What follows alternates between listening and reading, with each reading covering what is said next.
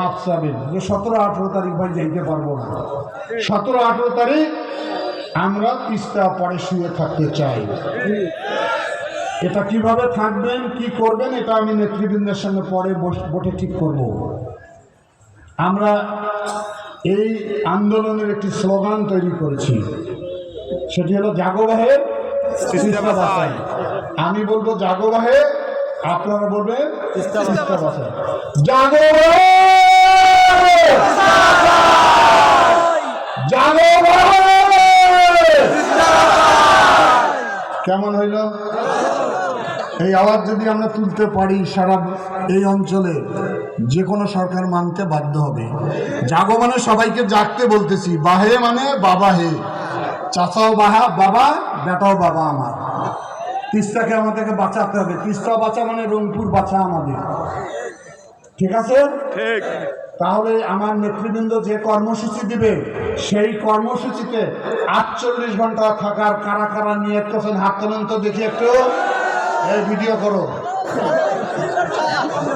ওখানে কিন্তু CC camera দিব, কিন্তু আমি গায়ে গায়ে পালাম, আস্তে করে কাঁচি দিয়ে পথ কাটি দিব।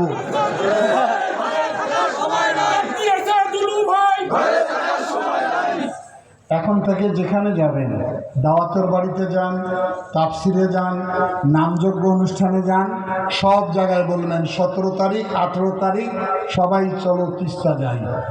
যেখানে যাবেন, বাজারে যাবেন, হাটে যাবেন, করবেন।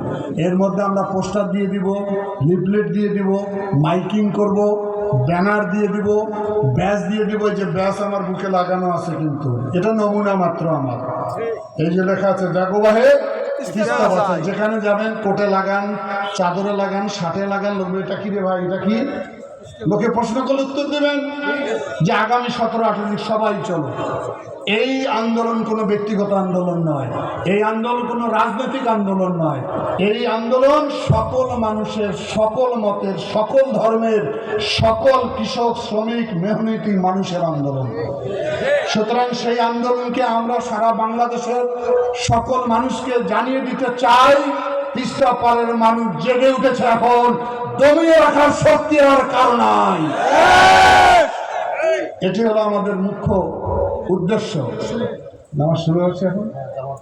আচ্ছা, হ্যাঁ, আচ্ছা, সভাপতি বক্তৃতা রাখবে।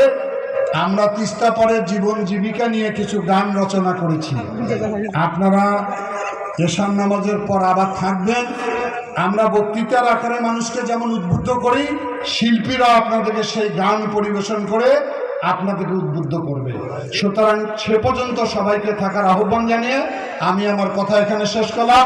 আবার একবার জোরে স্লোগান বলেন, জাগো বাহে, জাগো বাহে। ধন্যবাদ সবাইকে।